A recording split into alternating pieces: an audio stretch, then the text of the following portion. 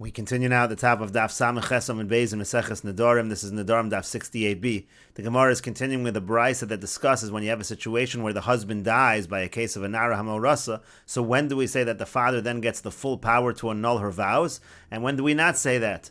And the brisa continues, Avol im shama v'kiyem. Let's say you had a situation where the husband, before he died, he heard about the neder, and he actually maintained the neder, he upheld the neder. Osha shama v'shasak, v'meis biyom shel achrav. Or let's say he heard about the neder, and he was quiet, and he died the next day. So it was a full day that he was quiet, which is the same thing as upholding the neder. So in those cases, ein yachol lahafer. In those cases, the father is not able to annul the vow, because there it's already as if the husband had upheld the vow before he died. And the brisa continues, Shama avia v'hafer lo. Let's say you have a situation where the father heard about it and he annulled the vow. V'lo hispik ba'al l'shmoa ad shemei sa'av. And then the husband, he didn't yet hear about it until the father died. So zui sheshaninu, that's the case where it was taught, mei sa'av, when the father dies, lo nisrokna rishus l'baal. The baal does not get the rishus to be able to annul the vow. In that situation, the husband does not have that power. And the Rosh over here explains, Shama avia v'hefer v'lo hispik haba'al l'shmoa ad shemei sa'av. Again, the case is, let's say the father heard about it, he annulled the vow, and the husband didn't hear about it until the father died. So zui sheshaninu mei sa'av lo nisrokna rishus l'baal. That's the case where we say the father dies and the husband does not have the ability. The husband does not have the ability to annul his chelik, his portion.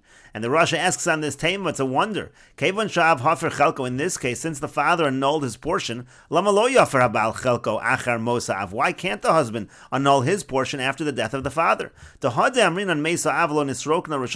when we say that if the father dies, the husband doesn't have that power, that's talking about where the father has not annulled his portion. So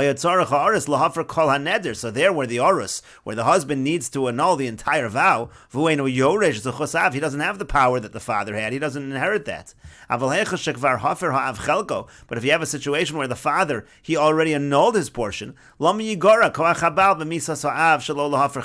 should then that the power of the husband, that he doesn't have the power now when the father dies to annul his own portion of the neder?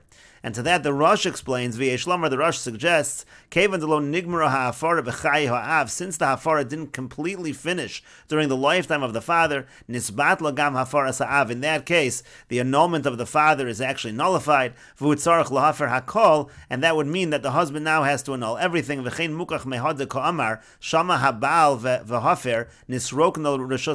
also proven from the case where it says, let's say the husband hears and he annuls it, now the father has the power to mashma to yoresh rishus habal betzarach lahafer kol haneder. See, there also the language is mashma that the father is not just doing his portion. The father now gets the entire power. He's got to annul the entire vow. Midelo kamar meifer ha'av chelko. It doesn't say the father does his portion. So you see that in these kind of cases, it is required to annul the entire thing again. Alma nisbat lahafaras ha'aras. You see that if the aras, let's say, did his portion of the hafar, then he died. So then we say that actually is nullified. You have to start over again, so to speak. Kevin shalo nigmara kol hafara b'yomav, since the entire hafara didn't get taken care of during his lifetime. Hachanami nisbad lahafara sa'av. That's the same thing that happens over here. The hafara of the father is nullified, and the husband therefore does not have the power to nullify.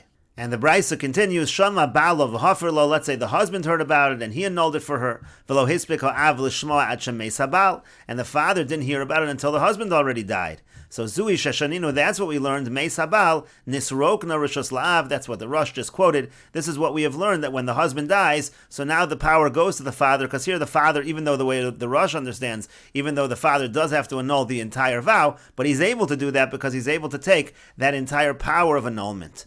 And the brisa continues, Shama ba'alo v'hafer lo. Let's say you have a situation where her husband heard about it and he annulled it for her. V'lo hispik ha'av l'shmoa ad shemes. And the father didn't hear about it until he himself died. Ein habal yachol lahafer. In that case, the husband is not able to annul the vow. She'ein habal meifer ela b'shutfis, because the husband is only able to annul in partnership with the father. If the father is no longer present, it's impossible for the husband to annul the vow. And we'll continue with this discussion in the next video on Daf Samech Tes Amud Aleph.